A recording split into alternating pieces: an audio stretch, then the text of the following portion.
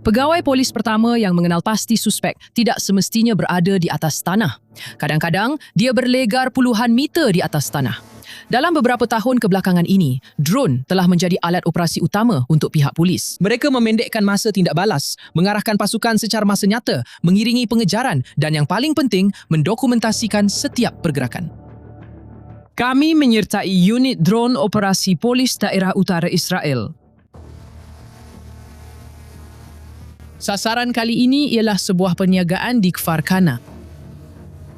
Apa yang kami lakukan hari ini ialah memasuki kawasan kerja yang ada pendatang tanpa izin dan kami membantu pasukan di darat sekiranya berlaku cubaan melarikan diri kerana akhirnya pekerja asing akan nampak kereta peronda datang dan mereka akan melarikan diri. Dari atas kami cuba mengarahkan pasukan ke tempat mereka melarikan diri dengan tepat. Kamu datang dengan 2 kereta peronda dari sini. Penting satu kereta peronda datang ke sini dan satu lagi saya rasa tutup di sini. Kami sudah kenal, pasti ada pergerakan pendatang tanpa izin di sini. Mungkin pendatang tanpa izin, oke? Di sini. Dan sebenarnya ke belakang. Ini tempatnya, oke? Kalau perlu ubah posisi, saya akan arahkan awak. Pukul 12, kalau perlu ulang latihan, ulang latihan, dan kalau datang garis keliling. Ini dah banyak kali berlaku pada kita. Sebelum pasukan sampai, suspek dah lari. Ini dah banyak kali berlaku di lapangan. Dan akhirnya kita tuju pada suspek yang sama, arahkan pasukan dari jarak jauh, tepat pada suspek itu. Saya banduan. Banduan, diterima, saya akan tunggu arahan bila nak keluar. Di kawasan itu ada sebuah kereta dengan 3 suspek. Sekarang masuk ke kanan, kamu akan nampak mereka. Masukkan, masuk. Diterima, unit sudah di lokasi, saya nampak. Di sini kamu akan nampak dengan panduan. Yang ada pada jam itu. Suspek sedang soal siasat di sekolah menengah. Saya rasa ada lagi seorang suspek. Bagus. Nampaknya ada lagi seorang suspek di kawasan ini.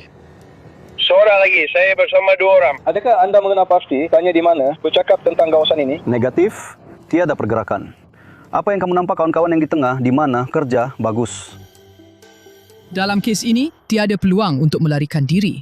2 pekerja tanpa izin telah ditangkap selepas pasukan menerima gambaran situasi yang tepat daripada drone. 2 kereta peronda telah dihantar. Ada cubaan melarikan diri, tetapi terdapat 2 suspek yang telah ditahan oleh pasukan.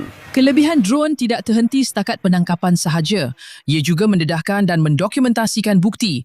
Dan ini menunjukkan bagaimana semasa operasi polis di kawasan Halat Al-Dir di Nazareth, seorang suspek dilihat dengan sepucuk pistol Glock. Ada pergerakan orang, seorang lelaki melarikan diri.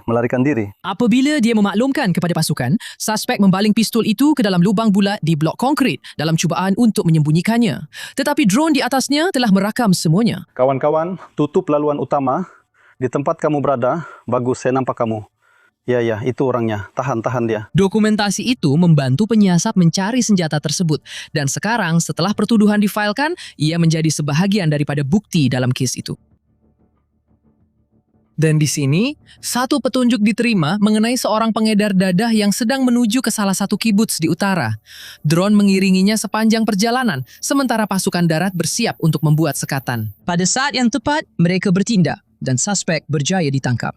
Dalam aksi kejar mengejar, ia juga mengubah peraturan permainan. Di sini, sebuah kenderaan keluar dari premis penjenayah. Apabila pegawai memberi isyarat untuk berhenti, dia melarikan diri.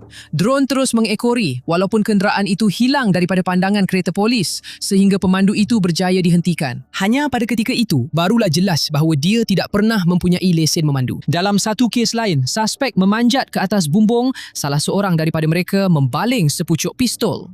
Dari bawah, sukar untuk mengetahui siapa yang melakukannya, tetapi dari udara, semuanya dirakam. Dokumentasi drone membolehkan penyiasat mengenal pasti dengan tepat siapa yang membaling senjata itu. Satu lagi bukti untuk fail siasatan. Anggota di lapangan agak terhad apa yang berlaku di belakang dalam hal ini atau itu. Atau sekiranya kita ada suspek yang melarikan diri di antara lorong-lorong yang merupakan ciri kawasan kita. Tanpa alat ini, kita akan menghadapi kesukaran yang jauh lebih besar. Tetapi penggunaan drone ada 2 sisi.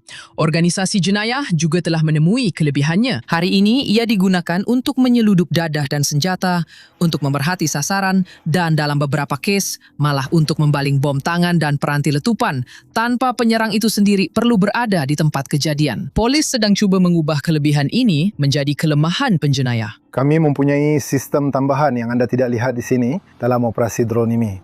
Kami juga mengetahui penggunaan alat-alat ini oleh penjenayah. Kami selangkah di hadapan mereka. Kami telah mencapai banyak kejayaan dalam bidang ini. Drone kini bukan sekadar untuk penggambaran. Ia menandakan sasaran, mengarahkan pasukan, mendokumentasikan bukti, dan kadang-kadang juga menentukan siasatan. Dan apa yang ramai penjenayah masih lupa ialah, walaupun tiada pegawai polis kelihatan, mungkin sudah ada seseorang yang memerhati dari atas.